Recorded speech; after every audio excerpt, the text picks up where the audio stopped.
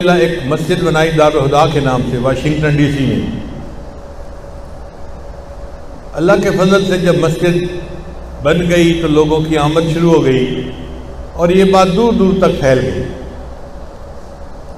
एक न्यूयॉर्क के साथी थे, उन्होंने मुझे फ़ोन किया, कहने लगे हजरत हमारे इस इलाके में मस्जिद नहीं है और हम अगर बनाना चाहें भी सही तो हम बना नहीं सकते। आपको अल्लाह ने लोगों की मोहब्बत ऐसी दी है कि आपकी ज़ुबान से लफ्ज़ निकल जाता है तो लोग तैयार हो जाते हैं, तो आप यहाँ आ जाएं और मस्जिद बनवा दें। हमने कहा ठीक है भाई, हम अल्लाह और उसके रसूल के लिए हिजरत करते हैं। चुनांचे हम वाशिंगटन में बहुत सेट अपने हमदुल्फ के साथ एक घर में रहते थे और बच्चे खुश थे। हमने नीयत कर ली कि हम न्यूयॉर्क चलते हैं। अब जब यकदम कहा तो सारी जमात के लोग परेशान, हज़रत आप नाराज़ हो गए। भाई नाराज़गी वाली कोई बात नहीं है। एक बंदे ने कहा है कि मस्जिद बनाना है तो मैं अल्लाह के घर बनाने की नीयत से यहाँ से जा रहा हूँ सब कुछ छोड़ के। खैर हम वहाँ चले गए। अब वहाँ पे बिल्कुल नया माहौल, कोई बंदा वाकिफ़ नहीं, कोई आबादी को नहीं जानते, दिल भी न लगे बच्चों का। खैर मैंने उससे कहा कि अच्छा भाई हम मस्जिद बनाएंगे तो कैसे बनाएंगे। उसने कहा जी प्लाट खरीदेंगे, फिर नक्शा बनवाएंगे, फिर उसके ऊपर इमारत तामीर करेंगे और फिर उसको जो है वो आबाद करेंगे। मैंने कहा नहीं, ये लंबा रूट है, इस पे नहीं जाना। कहने लगा फिर। मैंने कहा कि हर प्लाट को जब अप्रूव करवाते हैं ना तो उस वक्त मुश्किल होती है। वो अप्रूव वाली नहीं देंगे कि यहाँ मस्जिद बना सकें या नहीं। आप प्लाट खरीद भी लेंगे तो आपका प्लाट किसी काम का नहीं, यूज़ परमिट जो नहीं मिलना। कहने लगा फिर क्या करें। मैंने कहा इसका एक तरीका ये है कि जो जगह पहले से ही इबादत की नीयत से बनी हुई है ना उसको ख़रीदें। उस पर तो हमें यूज़ परमिट लेने की ज़रूरत ही नहीं, इसलिए कि वो तो बनी इबादत के लिए है। अब उसके लिए जो गिरजे थे वो या सेनिगॉग जो यहूदियों की इबादत गाह होती है उसको सेनिगॉग कहते हैं। अच्छा ईसाई जो है ये गिरजे बेच देते हैं, यहूदी अपनी इबादत गाह नहीं बेचते। वो चूँकि पैसों वाले लोग हैं वो ताना नहीं सुनना पसंद करते कि जी फलां जगह सेनिगॉग बेचा गया। हमने कभी नहीं सुना था।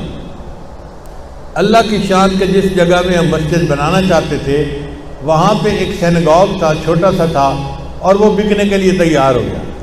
उस पर यानी सेल का बोर्ड लग गया। वो लोग बड़ा सेनिगॉग बनाना चाहते थे और उनको उसके लिए पुराना बेचना था। मैंने अपने दोस्त को कहा कि देखो ये सेनिगॉग बिक रहा है, हम इसी को ख़रीद लेते हैं। चुनांचे हमने उनसे बात की।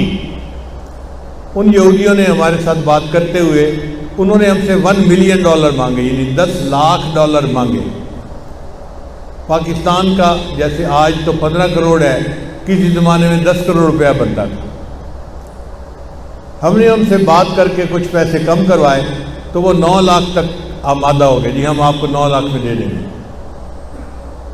अब उनसे हमारी बातचीत हो गई। जब वापस घर आए तो ये बंदा मुझसे पूछने लगा कि जी ये $9 लाख हम कहाँ से देंगे। मैंने कहा भाई जिसका घर बन रहा है ना वो पैसे का इंतज़ाम कर देगा, फिक्र न करें। फिर वो कहने लगा जी इसके लिए फंड रेजिंग करनी पड़ेगी, चंदा करना पड़ेगा। मैंने कहा भाई हमने ज़िंदगी में कभी चंदा तो किया नहीं है, ना हमारे बुजुर्गों ने हमें ऐसा सिखाया है। कहने लगा फिर मस्जिद कैसे बनेगी। मैंने कहा भाई मस्जिद तो बन जाएगी अगर कोई बंदा $9 लाख खर्च कर दे तो अल्लाह उसके रिज़्क़ में बहुत बरकतें देंगे और उसको उसके पैसों से 10 गुना ज़्यादा वापस दे देंगे।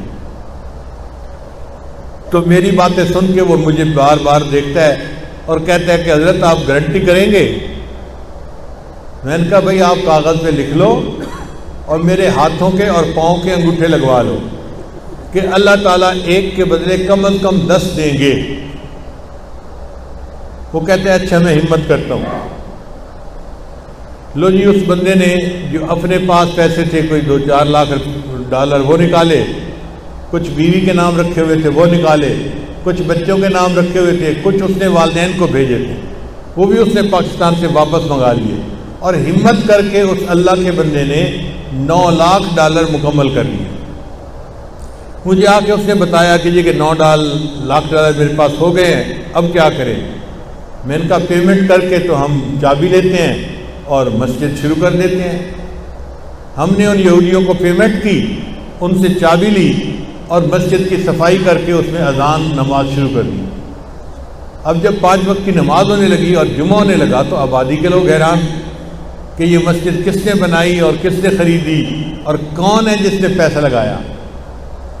जो कोई मेरे पास आता आके पूछता जी कि मस्जिद का पैसा किसने लगाया है, तो मैं कहता भाई जिसका घर है ना उसी से पूछो जाके कि ये मस्जिद का पैसा किसने लगाया है। मेरा घर तो नहीं है, अल्लाह का घर है, उससे पूछो जाके। तो आबादी वाले खामोश हो गए। अब ये बंदा जिसने $9 लाख लगाए थे, ये मेरे पास एक दिन बैठा नाश्ता कर रहा था। मुझे कहते हैं हज़रत मैंने पूरी ज़िंदगी में जो कमाया था वो तो मैंने सब आपके कहने पे लगा दिया, अब मैं क्या करूं।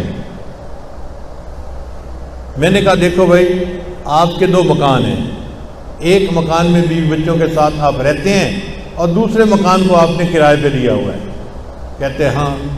मैंने कहा वो जो दूसरा मकान किराए पे दिया हुआ है ना उसको बेच दें और जो पैसा आपको मिले उससे आप और कोई मकान ख़रीद लें और प्रॉपर्टी का काम करना शुरू कर दें।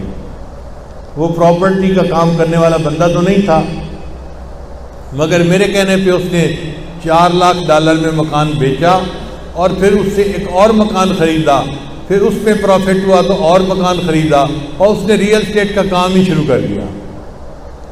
हम 3 साल वहाँ पर रहे। तीसरे साल फजर की नमाज के बाद वो मेरे पास आकर बैठा, कहते ने अल्लाह ने आपकी ज़बान की बात पूरी कर दी। मैंने पूछा क्या हुआ। कहने लगा हज़रत मैं मस्जिद में बावजूद बैठा हूँ और इस वक्त आपको बताता हूँ कि मैं $9 मिलियन की प्रॉपर्टी का मालिक हूँ। इस वक्त $9 लाख दिए थे, अल्लाह ने 10 गुना उसको वापस पहुँचा दिया। वो 9 मिलियन की प्रॉपर्टी का मालिक बन गया। इतना पैसा अल्लाह ने उसको दिया। लिहाजा जो बंदा अल्लाह के घर पे लगाता है या अल्लाह के रास्ते में लगाता है कम अज़ कम 10 गुना, वरना अगर ज़्यादा तवक्कुल हो तो 20 गुना, 50 गुना, 100 गुना, 700 गुना। वल्लाहु युज़ाइफ़ु लिमन यशाअ बिग़ैरि हिसाब। अल्लाह इसको भी जितना चाहे बढ़ा देते हैं, इतना अल्लाह वापस